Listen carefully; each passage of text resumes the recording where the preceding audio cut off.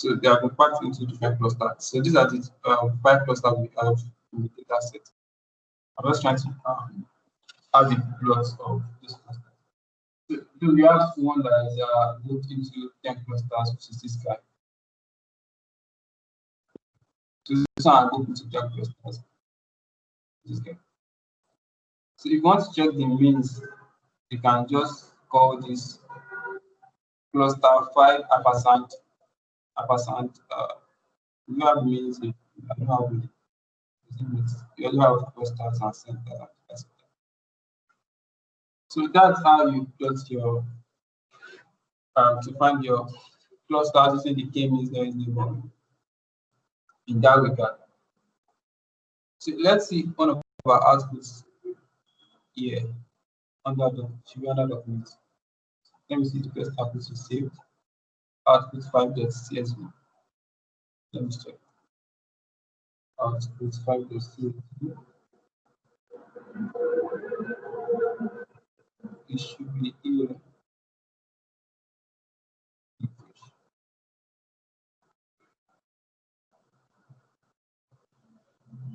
I can't find it. Let me check.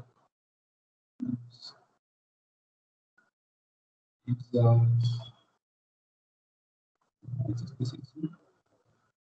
documents.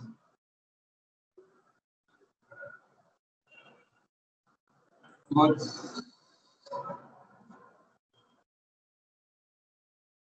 I don't know. The output scores are saved. I can't find it. But it's supposed to be here. So this is our current working direction. I don't know what's left here. Let me check this.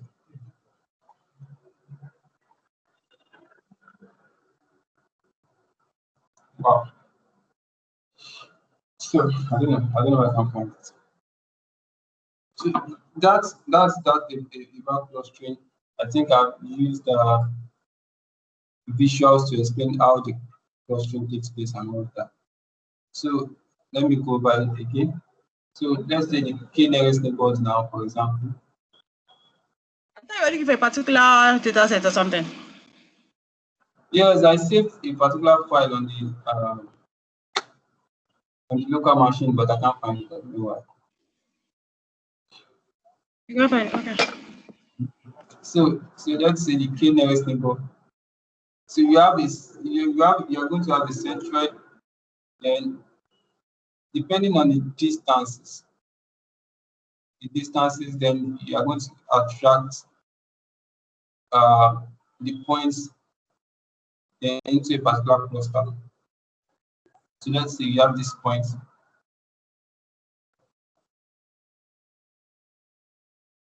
Let's say you have this data point here.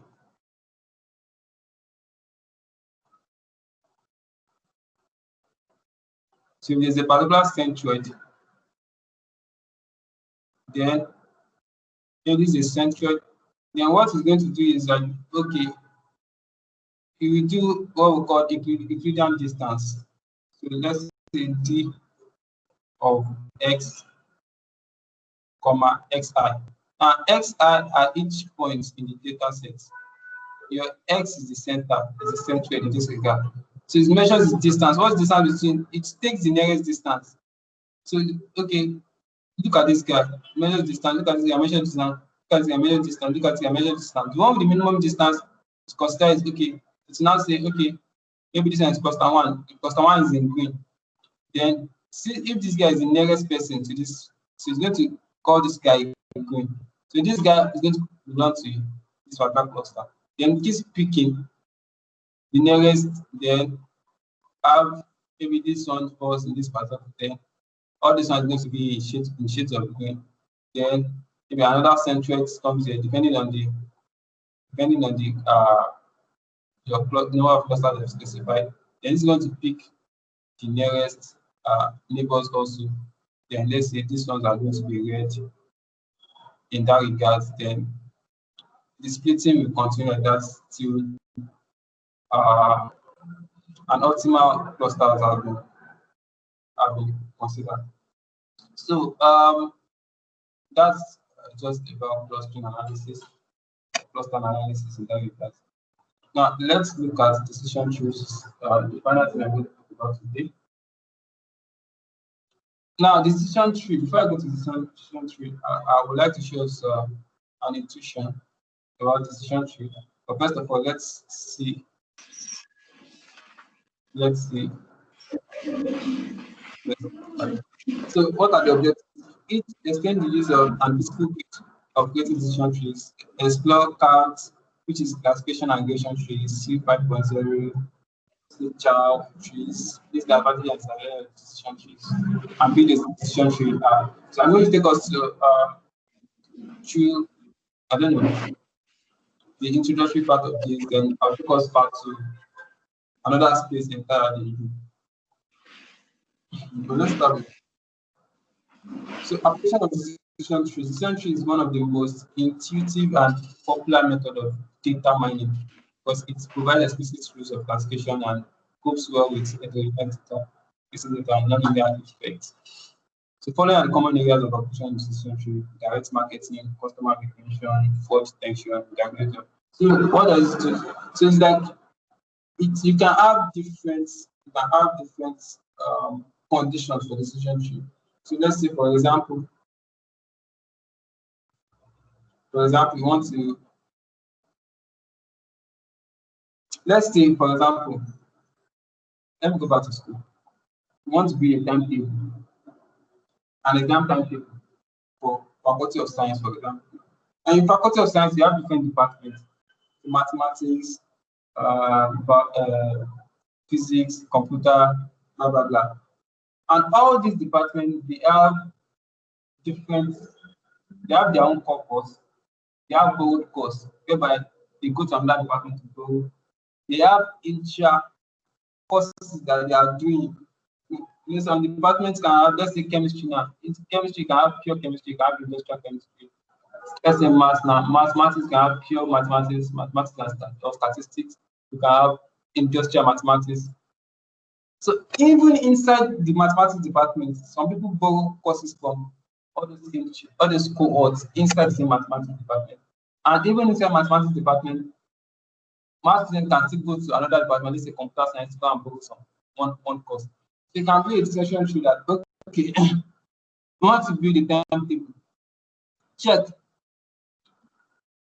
what department is this guy. Then maybe you have 3 departments, let's say maths, computer, and physics. He's going to go to different departments. Okay, let's say, okay, if it's in this department, you can take it here, yes, this department, yes, this department, yes, yeah. Now, this guy, you can consider maybe what level is this guy? 100 level. If you are in 200 level, come here. If you are in 300 level, come here. If you are in 400 level, come here. Then you are going to have something like, okay, if you are in 100 level, let's say,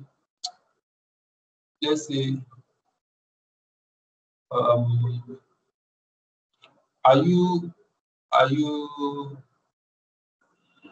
what are the courses you are doing? Is it maybe a particular course? Is it compulsory or elective? If it's compulsory, come here. If it's elective, come here. If it's compulsory, is it your core course or a board course? Stuff like that. Then you have different decisions. Then when it comes to final conclusion, then you can have some. You can use it in healthcare too, to determine, to predict or to classify someone that this person might have a particular disease. You can say, okay, considering the demographic information gathered about this person, okay, is the age of this person greater than 50? If yes, put it here. If no, put it here. Now, okay, this one is yes. This one is no. So if yes, does the person have high blood pressure? Does the person have high blood pressure? If yes, put here. If no, put here. Now, this one that is greater than 50, come here. Okay, does the person have high temperature? If yes, put here. If yes, put here. Then they will consider another condition. Maybe one chance see whether the person is most likely to have maybe cancer or something, or heart failure or stuff like that. So depending on those conditions, then you can be able to say, okay, this person is likely to have this kind of maybe defects in his body. So direct marketing, customer retention, fraud detection, and diagnosis of medical problems. So so this of decision tree. So decision tree technique is used in statistical analysis to detect the criteria for dividing individual items of a group into n determined classes. In many cases, n is equal to 2, represent a balanced tree, which means a maximum of 2 child nodes for each parent node, but you can have more than 2 child nodes. So first, a variable that best separates the classes is taken as root node. And if the individual variable is divided in different classes, then we have something like this as shown below. Depending on the particular condition, you have the split. So, decision trees are built in a stepwise manner. The steps involved in creating a decision tree are choosing a variable. The type of decision tree determines the choice of the variable that best separates the individual of each class. So, all of this is going to bore us seriously. I don't want to talk about it. You can read about it. This one is the criteria for this guy is chi-square. You have observed minus expected, and you use call it most of the time use EIJ instead of CIJ or something like that. So this guy is the chi-square test for independence. So you have Gini index, which is this guy. You don't need to bother yourself with all this information anyways. I think this actually is not uh, so for optimization sometimes you have to prune the tree, you have to call pruning the tree. So if you get to a point, the splitting will actually make sense, it won't be making sense any longer. Then you have to cut uh the decision tree have to break at a particular point. So pruning is required in deep decision trees because they may contain some statistical irrelevant nodes in the list. So a good algorithm creates a maximum size tree and prunes it after detecting the optimal pruning situation automatically. So um, let's say, okay, building a decision tree. Decision trees belong to a class of recursive partitioning algorithms. You know all these stories. So for each decision tree, the algorithm states as follows. For each candidate input variable, assess the best way to split data into subgroups. Then select the best split and divide data into the subgroups defined by the split. You can subgroup and repeat each step like that, like that. So let me take us to I want to show us a video. I want to show us a video. Um, so let me use this guy, century regression. Let me talk about decision tree regression. I'll come to this place. We have what we call random forest classification also. So let me show us intuition about this guy. Let me come to this guy. Susan, are you still there?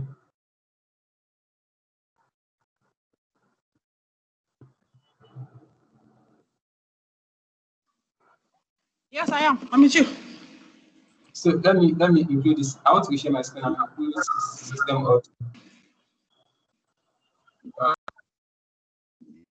I will stop sharing my Okay. screen. I don't think I'll be able to do this with this without the app. Hold on, let me try and start the app.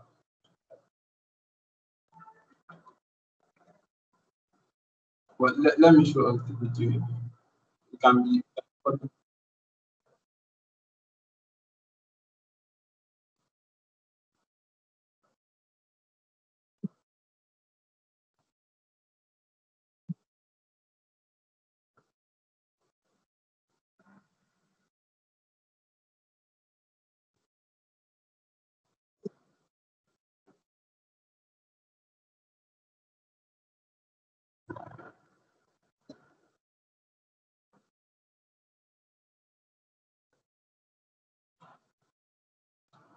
Hold on. Hold on. So let me just switch my power.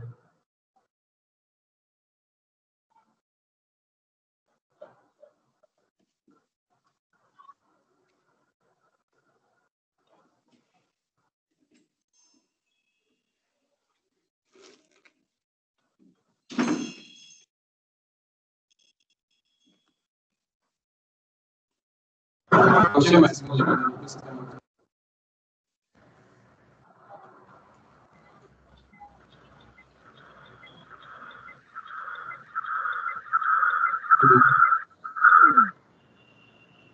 You can see my screen, right? Yes, I can. Okay. Let me go to that video again. I can get out. Okay. But nevertheless, we're still going to break You can hear the sound. Yes, I can. this kind of somewhat complex topic into very simple, bite-sized elements of information, so it will all make sense, and towards the end of it, you'll be quite comfortable with regression trees. So let's get straight into it.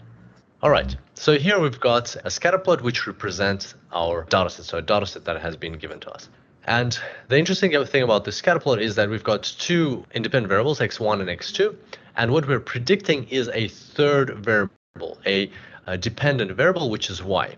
And you cannot actually see y on this chart, and that is because this is simply a two-dimensional chart. You can only fit the two variables. Y is the third dimension, and if you think about it, it's like sticking out of your screen. That's where that dimension is, and this is just a projection of all the points on the x1, x2 plane. And so if I add the third dimension, it would look something like that. But once again, we can't see y right now. And the interesting thing is that we don't actually need to see y because we need to work with this scatter plot first for a little bit to build our decision tree, and then once we've built it, we'll return to y. Now, a quick point I wanted to make here is that I've seen decision trees explained with just one independent variable, so x1 or just x and y, and in that case, yes, you can just put x1 over here, and then y would go over here, and you would have a bit of a different kind of diagram, and you'd be able to explain it that way. But at the same time, I think it might not really drive the point home, and it can be a bit confusing when it's explained like that, although sometimes it is done. Nevertheless, I thought we'd go the full way, we'd do the full Monty, and we'd look at this problem with two independent variables because it'll be a more robust explanation. So it will make it a bit more complex, but it's definitely worth it in the long run because that way we'll understand the decision tree regression a bit, or actually I would say quite a bit better. All right, so let's continue. We've got the x1 and x2. These are independent variables. The dependent variable, we cannot see it. It's the third dimension, and we're actually going to forget about it for a little while, right? So we're going to just forget about it because we need to work with this scatter plot to see how our decision tree is going to be created. So once you run the regression tree or decision tree algorithm in the regression sense of it, what will happen is your scatter plot will be split up into segments. And let's have a look at how an algorithm could go about doing that. So an algorithm would create a split over here, for example, at somewhere around 20. So it would basically split your diagram or your scatter plot into two parts: everything that's less than 20, everything that's greater than 20 for the x1 variable. Then another split would happen here. So for all of the elements in this side, they would be compared to 170, greater or less. And then there would be another split here, and then maybe another split over here.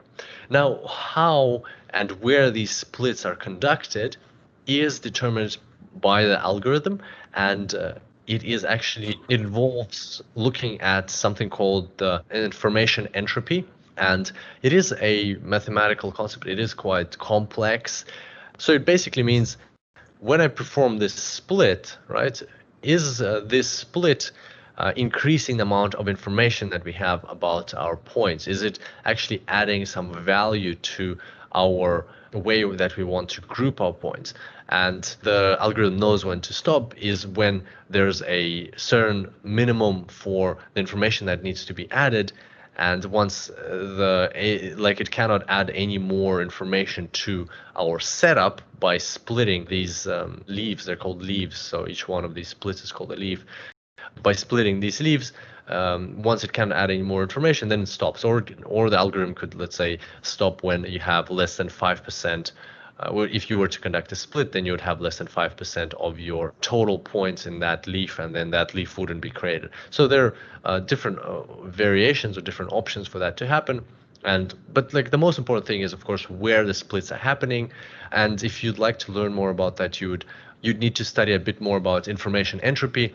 We're not going to go into that mathematical depth right now. For us, it's sufficient to know that the algorithm can handle this, and that it is finding the optimal splits of our data set into these leaves, and the final leaves are called terminal leaves. And then we're going to focus on the practical application of this algorithm, how and why we're using these decision trees, and how this regression is going to work. All right, so hopefully we're on the same page. Let's continue. So we're going to rewind all of this a little bit, and we're going to create these splits one by one, and alongside we're going to actually start drawing our decision tree. So there's our diagram, brand new and fresh, and there goes our first split. So now we're going to start creating our decision tree. The split happened at 20, so let's start drawing. There is our first decision, and we have two options, yes and no. All right, so let's see what happens next. Next happens split 2. Split 2 happens at 170, and only happens for the points that are greater than 20.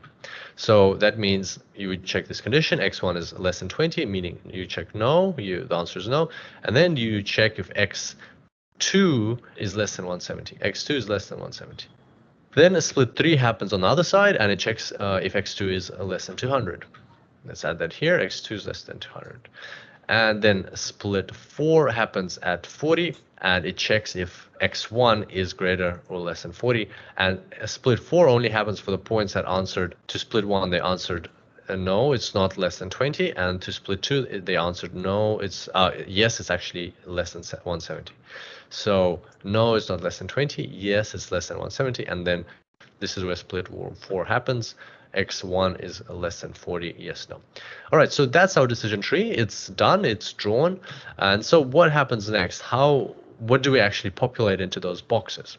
Well, this is where we need to remember about our dependent variable, the third dimension. And what we need to check here is, how are we going to predict the value of y for a new observation that gets added to our scatter plot or to our data set? So let's say we add a observation which is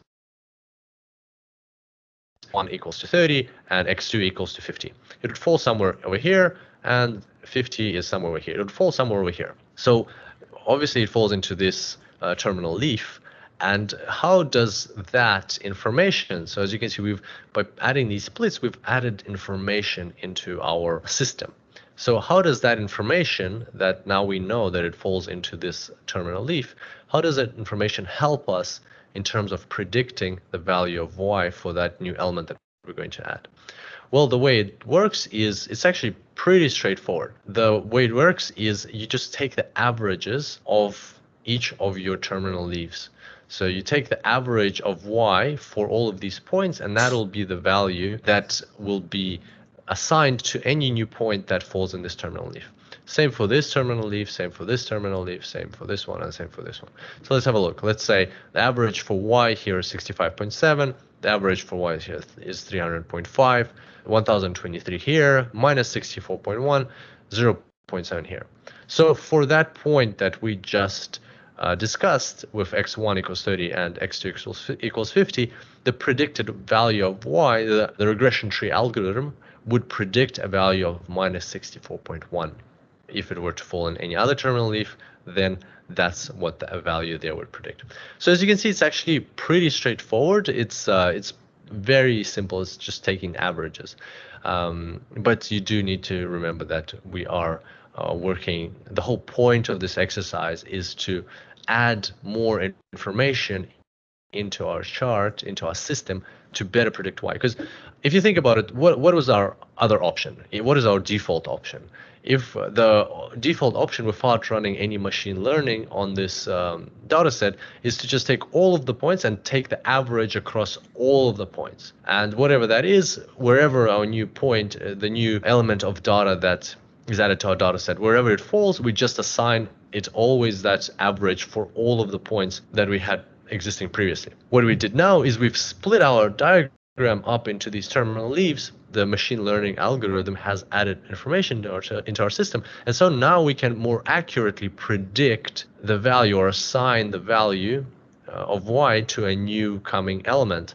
And as you can see, now it's the average, not just across all of them, the average is taken in specific parts or segments of our scatter plot. And therefore it is, or it's supposed to be more accurate. That's the whole point of the regression tree. And now the last thing we have left to do is to add the values into our decision tree. So basically we just add those values in here. And now whenever we have a new value, what would happen is the algorithm would just go through these checks, and it would check where it falls and it would assign the value.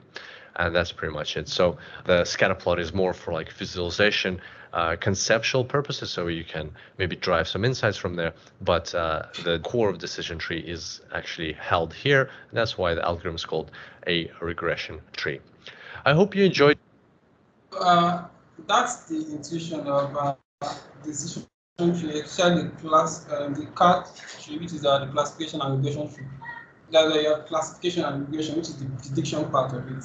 So the classification is where we classify based on properties of the data sets. So for instance, if you see, let me go to the slides. In one of our slides, we are trying to use the price. Let me see. I think it's going to be the next slide. So you have different trees. You have cards, 5.0. We have child. So let's see. We've talked about cards, which is what I showed you earlier. Essentially, was by aiming to maximize information gain achieved by assigning each individual to a branch of the tree. It has the special feature of being able to separate population into more than 2 subpopulations at each step. It is not binary. Let's look at cat. Say is one of the most effective and widely used decision trees and uses linear index to define the best solution.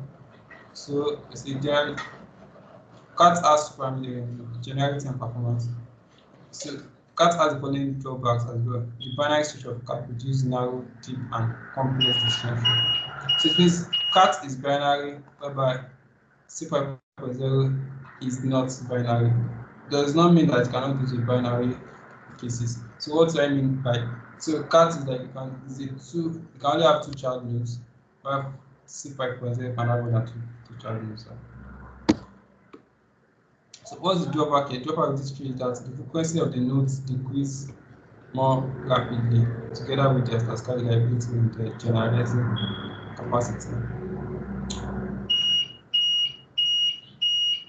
So child is described as being a product of the first decision tree, the 8th tree in 1963 of Morgan and blah, blah, blah.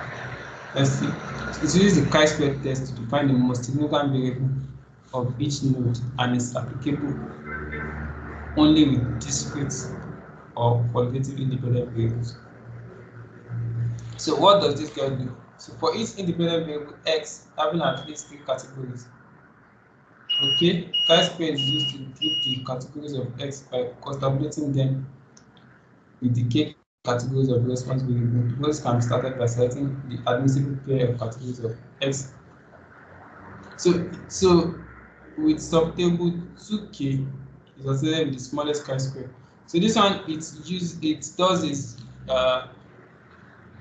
classification is dependent on the chi-squared value.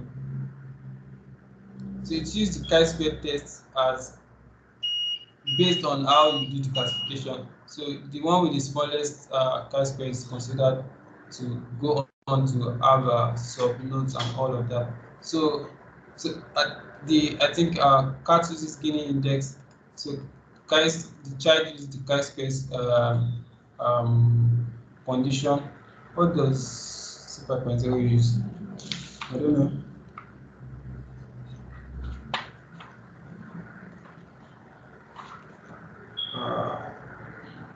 Let me see. So leave it there because I can't see that here. But let me see the next slide. I think there's a place where they show the differences between the three of them. So let me see. Okay, here. So here the splitting criterion for CAT is Gini index. For C5.0 is gain ratio based on entropy. Here is chi-square test for the splitting criterion.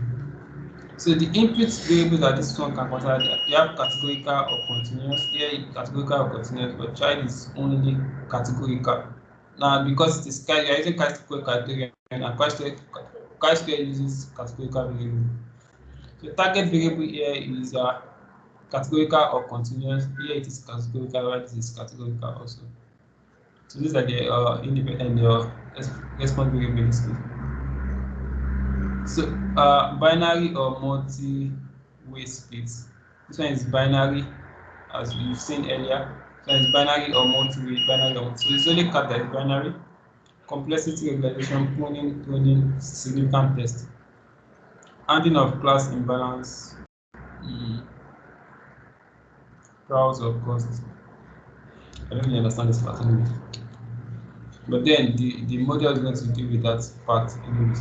So I think it's high time we go into the lab and okay, let's see this slide. The ability in decision tree to evaluate performance of students on the basis of attributes such as lectures attended, marks obtained, and punctuality. If you want to convert the decision tree into a set of rules, which of the following trees will you use?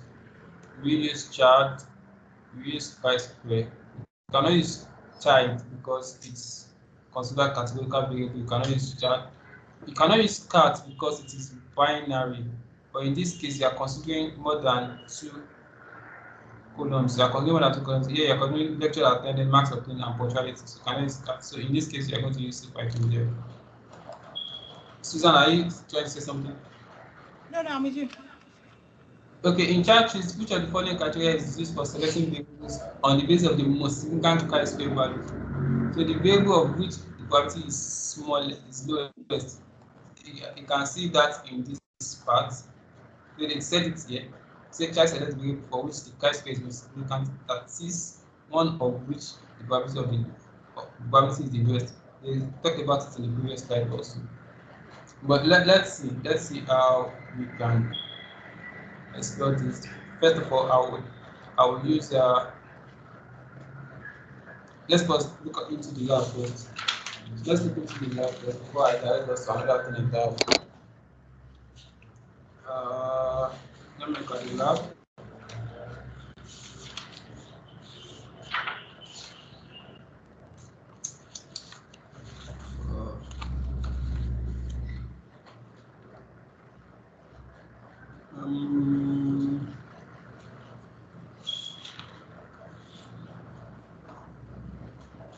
Okay, let me use this guy.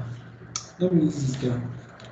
I want to use this. The video I just showed you, I want to use this thing that I did. I want to show you another video. Yeah, I want to show you another video. Let me use decision tree classification. So let me use this guy. Let me look at this guy before we move into the classification. Hello and welcome back to the course on decision trees. All right, let's get started. You might have heard the term CART. It stands for classification. They're kind of different, but it's still the same. It's still not the same. But then, okay. So let's look at this guy. So let me go to my house studio. I'll use that guy. Okay, to perform this. I might not have this. I don't know. I don't know how I will send it to you guys. So decision tree classification. So let me use this guy.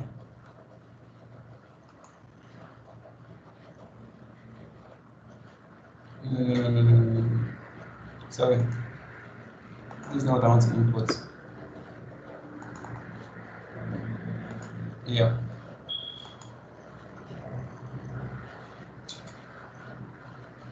Should I use this? Should I use this? Should I use this? Should I use this? Okay. So this is gonna. So we want to use a particular data called social network ads. Because first of all, this file is not in the current working directory, so I have to look up to the file.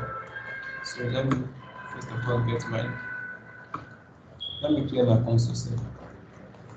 Okay, then and get my current working directory. Then this guy is under documents.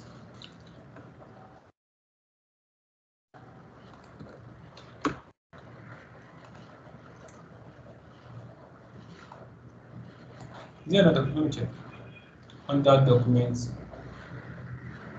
Then do I need to? Sorry, the data is inside this space. So let me just copy it and put it under documents so that I won't have to stress myself. Yeah, continue. That's the data we are using. So to avoid the stress, I'll just put this here. Okay, then I should be able to read it now. All right. So let me see. Let me see how the data set looks like first.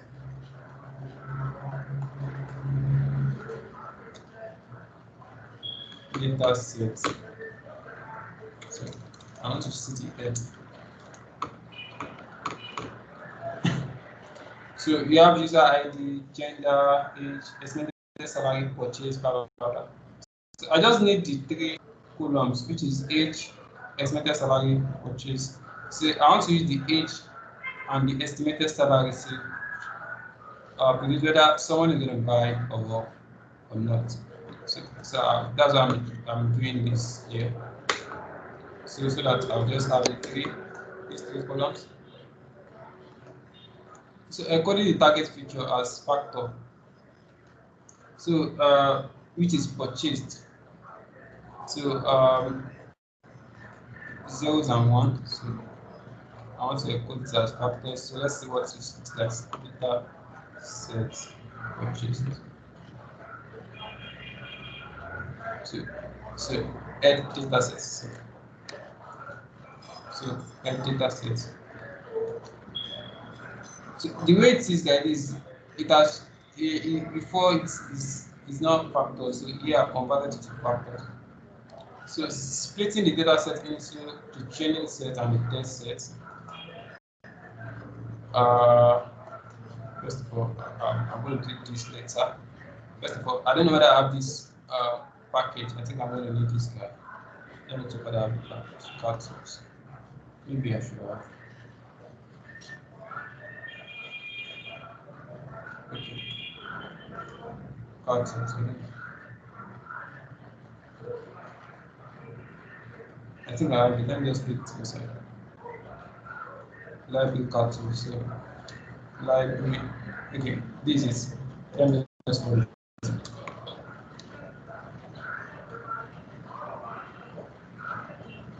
Why? Let me check the length of my data. Length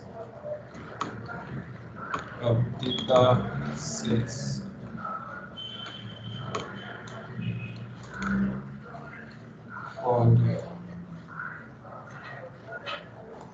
So me setting it to be 123 here means I want to start speaking like I want to are you here?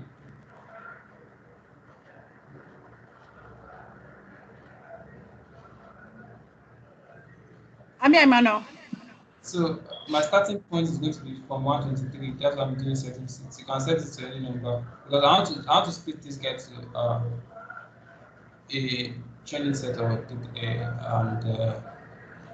and test set. So the splitting I want it to be randomized.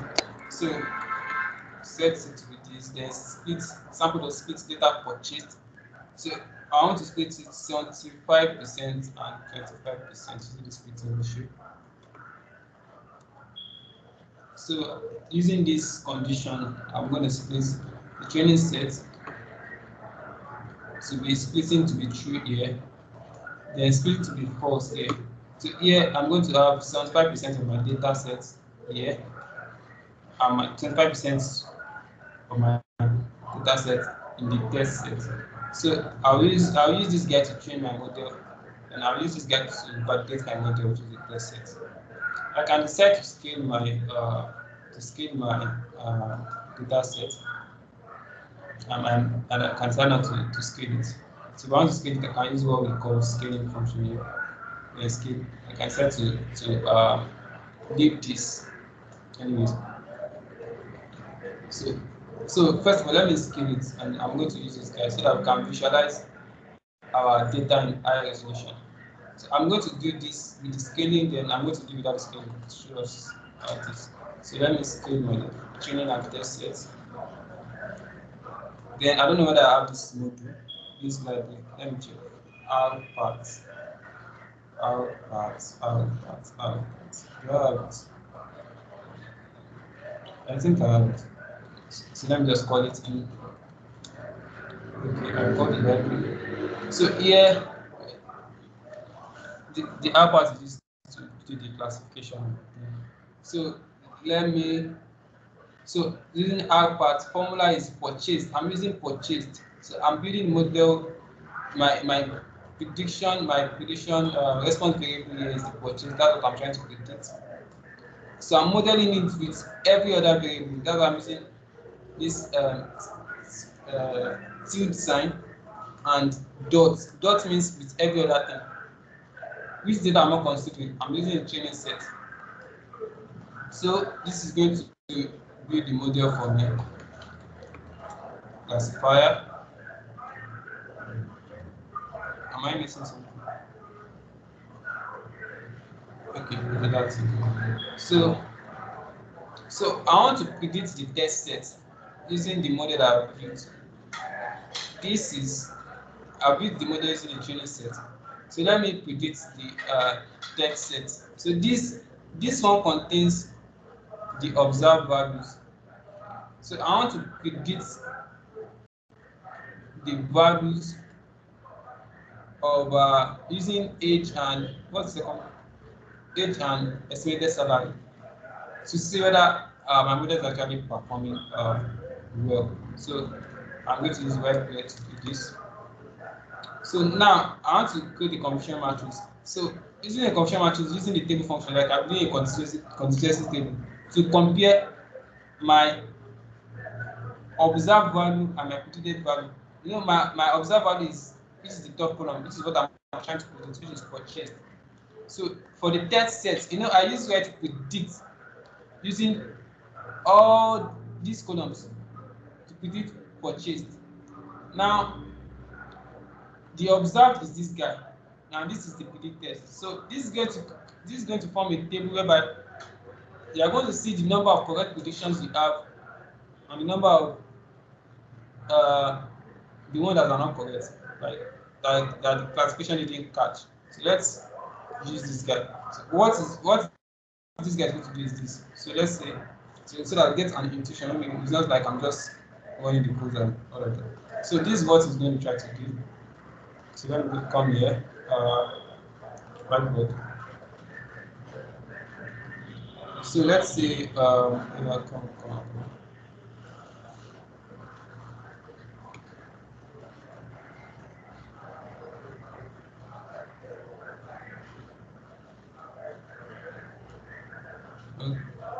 Okay.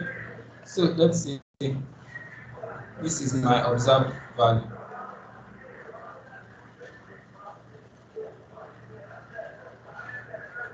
So let's say this is my observed value, my test set.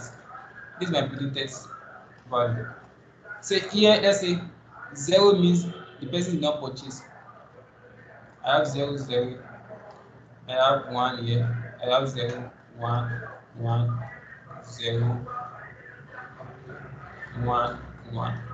Then what I now predicted, so maybe I predicted 0 here, I predicted 0 here, I predicted 1 here, I predicted 1 here, I predicted 0 here, I predicted 0 here, I predicted 1, 0, 1, 1. Now this means that if I want to do table, so I'm doing the table for this guy and this guy. So it's like I'm going to form a value of 0 and 1 and 0 and 1.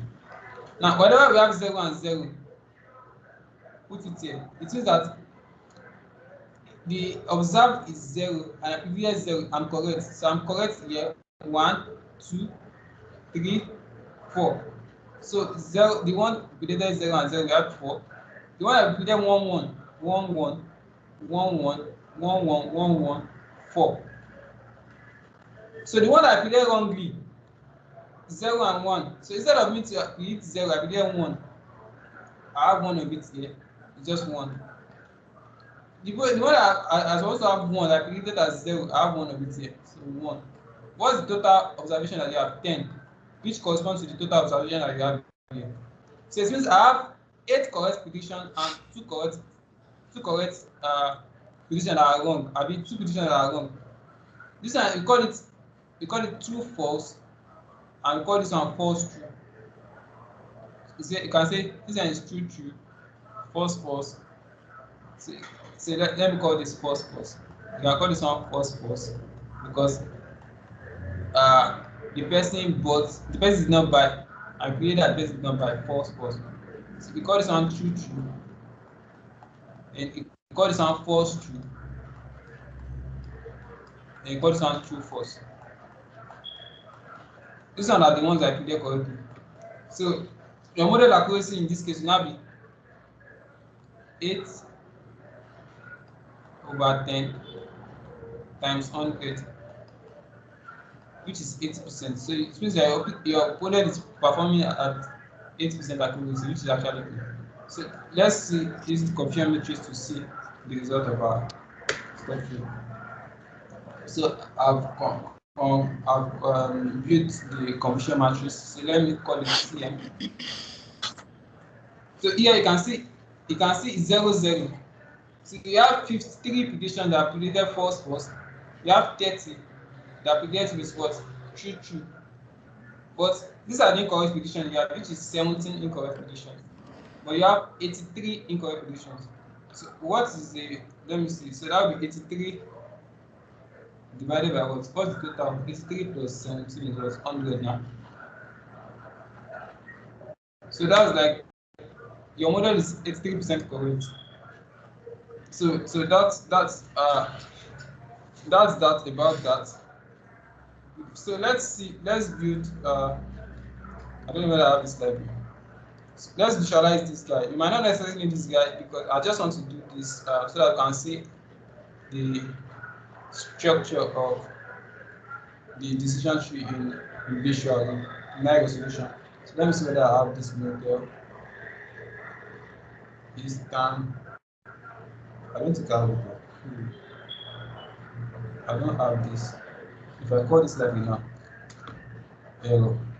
Let me try and install this library now. Install .packages elements no my name lm start here.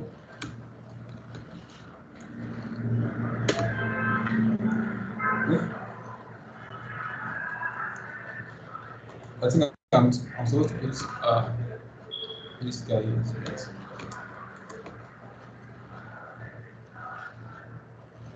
I think it has installed. No. Is it?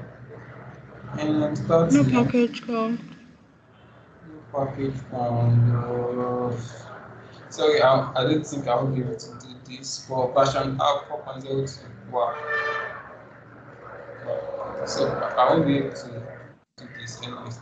But then we are able to see the variations of the stuff. So that if I want to, will I be able to visualize it? I mean, suppose we are able to see this guy. Suppose we are able to see this guy. Will I be able to visualize this guy now? But nevertheless, let me see. Nevertheless, let me see. Hold on.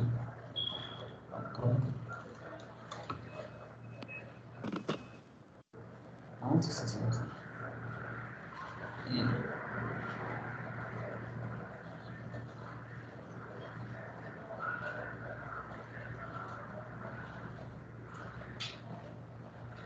I don't think it's gonna work out.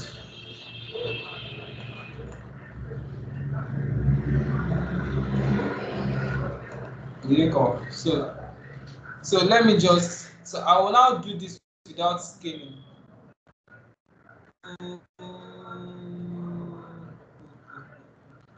This is how it looks like here. So this are the place. Can you see this place? I ought to have done this place from here. Yes. Can you see? Okay. So you can see the ones in red. So so these are the ones that you didn't buy, and these are the ones that bought the product. But you can see some red inside the green. And you can see some green inside red. So if you see those ones that are not supposed to be here, let's count the green that are inside red, or let's count red that the green that are inside red. I have 1, 2, 3, 4. So 1, 2, 3, 4, 5. You're supposed to have like 6 of them. That corresponds to this 6 that is here. Then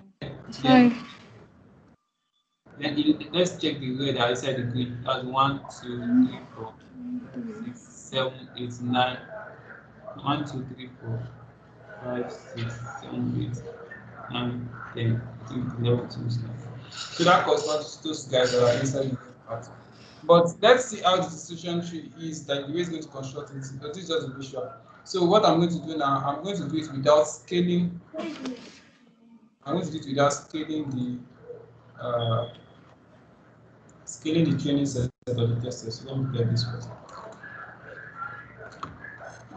I will run this over again from here. So let me run this from here. Then I will not. Okay, I'll do this also. I'll do this part.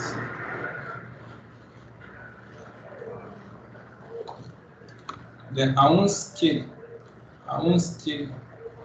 Here. Then I'll build the model using this guy.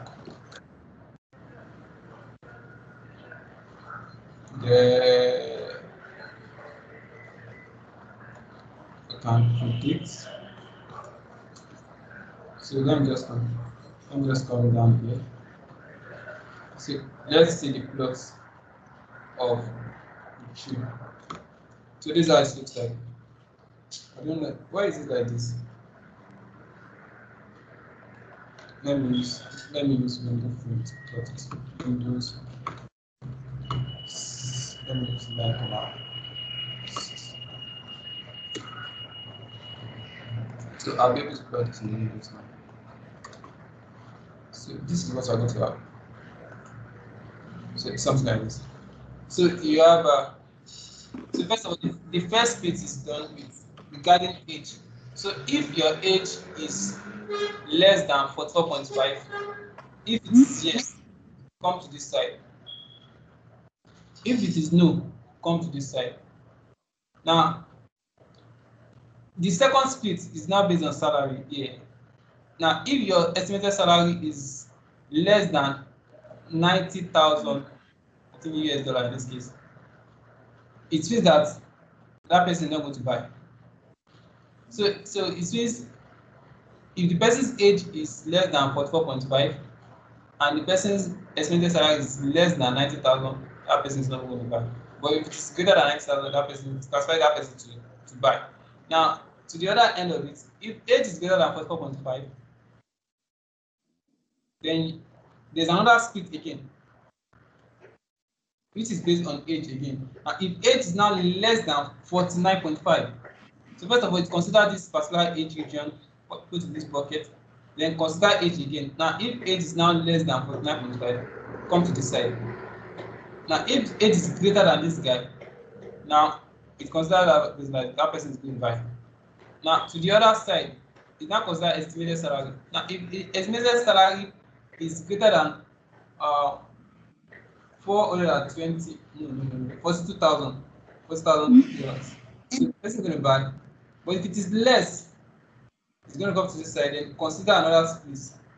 So that's how we have this decision tree over here. Let's look at another illustration. Let's look at another illustration.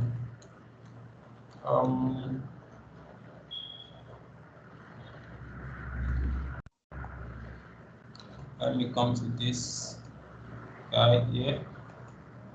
Decision tree classification. Or is it this one I used before? I think this one I used before. Let me check again. Okay, I think this one I used before. So let me see this guy. Decision tree regression. Okay. So here we are using this data set. So let me pick it up. Let me copy it to documents folder. No. So let me copy to document folder.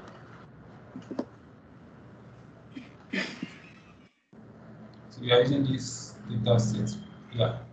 So copy and paste on documents.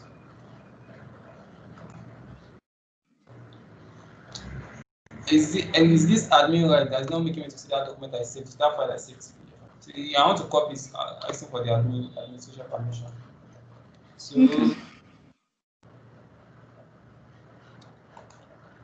So okay, I have it there. So get WD. So I'll just copy this into this place. Then slash, then end it with the double quotation, the double quotes. Okay, so let's see the head of our data set. Data set. So we have position, level, and salary. But here, we want to use, let me see the first 20 or first 30. Okay, it's just 10, that's just 10 we have. So here we are using the second and the third column, the level and the salary. So splitting the data set into training set and test sets. You might not necessarily need this guy. So using the outpass library, I think we have this one loaded already. So build the model. So we want to build the salary based on the level in this case. Wait, have I run? Let me run this. So we want to build the salary based on the level in this case. So data set, we are using this data set just considered here. Having this condition, minimum space is 1. So this is going to be our classifier in this case. Then wipe it. Want to build it using this classifier and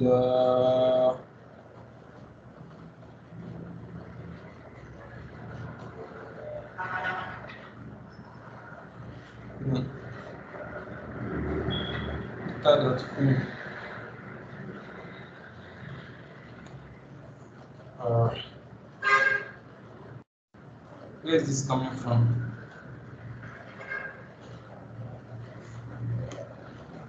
I don't know where this is coming from.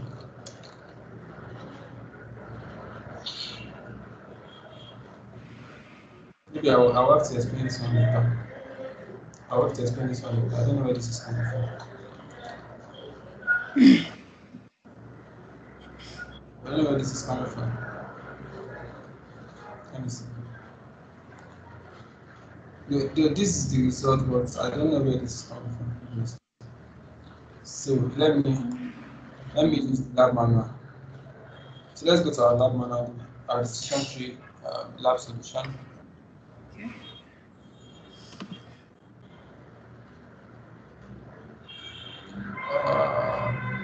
Where is it? We take it easy. So let's right. So I'm gonna close this now. And then just do it. Okay. So what's the background of our lab here?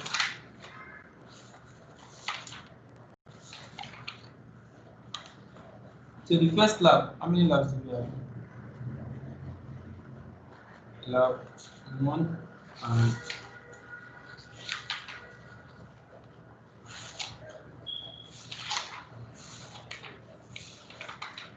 I think it's only one lab. So what's the background of the lab? So Stuart Benson, the owner of a reputed car company, has a task of obtaining the feedback of customers about the cars sold to them. So on the basis of this feedback, Stuart wants to find out the kind of features the customers are ideally looking for in a car. So we want to use this information to drive the development of a car that best suits customers' needs. So Stuart finds out why buying a car, customers usually look for features such as maintenance, safety, size, fuel efficiency, cost, etc. To get an accurate and reliable result, Stuart likes to use a decision tree, which is a supervised learning algorithm used to analyze the input data. So we have to start with this task. So you have details of 1,728 customers to decide the rating of cars and on the basis of the features they contain. Okay, so we want to classify customers based on the features they like about the particular car. So first of all, let me get my working directory. So copy this here. Okay, copy this here. I can put it slash back. Okay, so okay, this has to be desktop.